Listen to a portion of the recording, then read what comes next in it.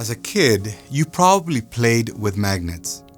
You might have marveled at how the two positive sides or the two negative sides would repel each other as if there were an invisible hand keeping them apart. But when you flipped one magnet over to the negative side, it easily attached itself to the positive side. As the saying goes, opposites attract.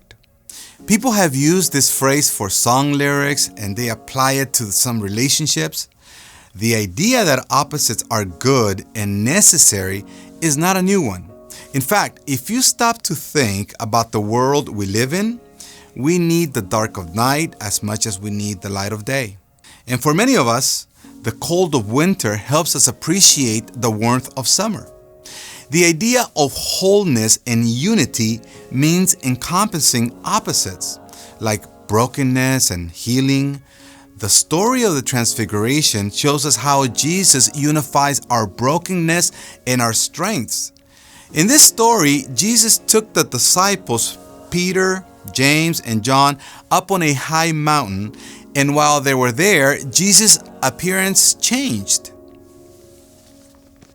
And he was transfigured before them, and his face shone like the sun, and his clothes became dazzling white.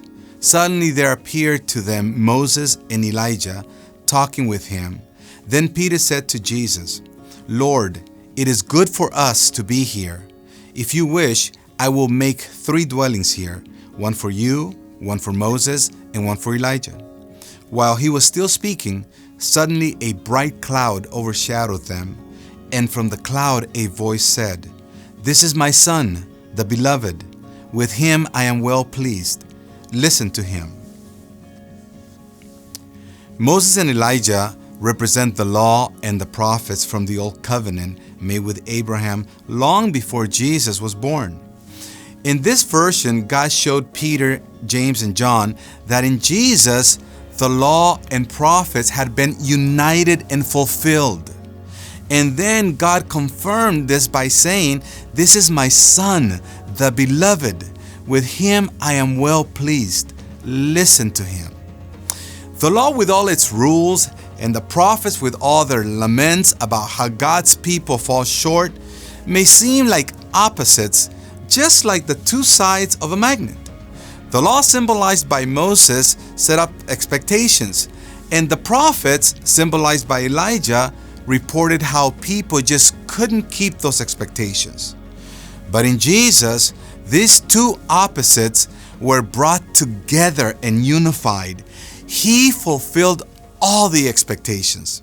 This example can give us hope because we too are full of opposites. We want to do good and love our neighbor, but we often fall short. We aspire to be generous, but we know we are often selfish. The good news is that Jesus takes us into himself and unifies these opposites. He takes our brokenness and our strengths and he makes us whole and complete. God tells us to listen to Jesus and pay attention to the way he has extended grace and reconciliation to all. The beloved Son holds humanity in his grasp, and God is well pleased. May you know that you are held in the strong, unifying embrace of God's beloved Son, Jesus, today and every day. Mi nombre es Eberticas, hablando de vida.